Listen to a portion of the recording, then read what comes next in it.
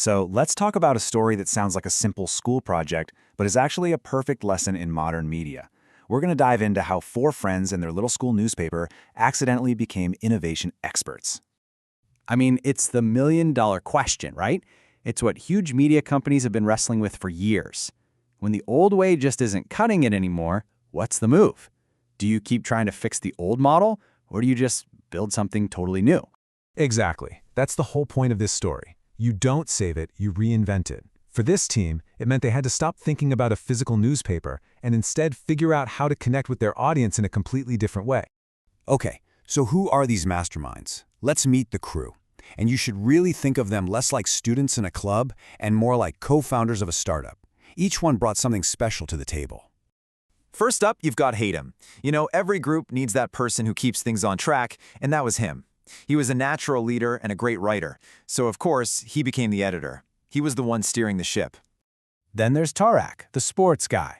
And he wasn't just talking about the games from the sidelines. No, he was a real journalist about it. He went straight to the source, the PE teacher, to get the inside scoop on all the school's teams. That's some serious dedication.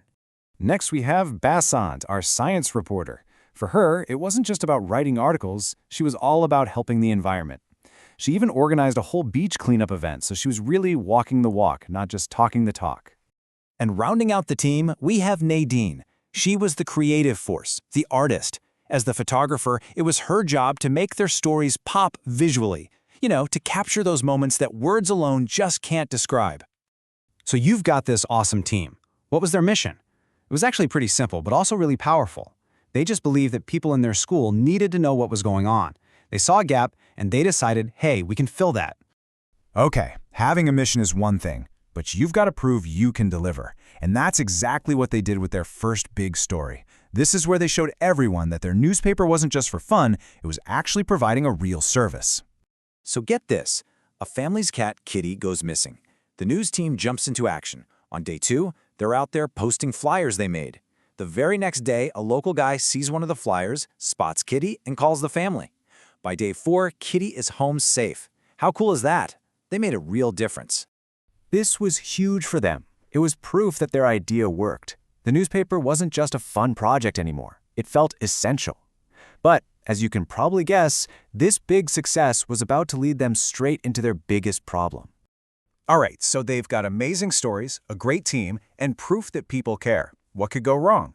Well, the one thing that stops so many great ideas in their tracks: money. Or, in this case, a total lack of it. So how much money did they have to actually print the newspaper? Let's see. A big fat zero. Yep, nothing. They had all this great content ready to go, but absolutely no way to get it into people's hands. And really, it all came down to this one question. We have the stories, but how do we share them? They had done all the hard work, but the final, crucial step, the printing, was just impossible. They were totally stuck. And what do you do when you're stuck? You ask for help. They went to their teacher, Mrs. Bosma, and the advice she gave them, well, it didn't just solve their problem. It completely changed the game. This is the moment everything pivots. And here it is, the big idea. Mrs. Bosma basically told them to forget about printing altogether. The old plan was a newspaper. The new plan? Video reports. Stop trying to make a physical thing and start making a digital one. And the beauty of it was how simple it was. Step 1, forget the expensive printer. Step 2, use the tool you already have in your pocket, your phone, to film the stories. And step 3, share it on a platform you already have for free, the school website. It was brilliant. Of course, it wasn't a perfectly smooth transition. I mean, when is it ever? They hit a new roadblock right away. Their first attempts at video weren't great. The quality just wasn't very clear. So they had a whole new problem to solve. But they figured it out. They pushed through those technical glitches, and what happened next was amazing. This pivot didn't just save their project, it made it explode in a way they never could have imagined with a printed paper. Just look at the numbers here. It says it all. With a print newspaper, maybe 25 kids would have picked it up. But by posting videos on the school website, their audience jumped to 150 people. That's 6 times more people watching their stories, all because they changed how they delivered them. And this had a huge ripple effect. They were inspiring younger students to get interested in the news. They became a school-wide sensation. Some of them even started thinking about careers in TV. And get this, they were interviewed by a real reporter. It was a massive success. When you step back and look at it, the transformation is just incredible. They started as this little class project with no money, and by thinking differently, they became the #1 source for news in their entire school.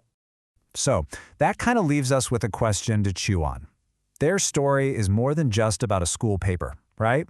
It's a perfect example of innovation. It makes you think, what's an old problem in your own life that's just waiting for a new idea to come along and solve it?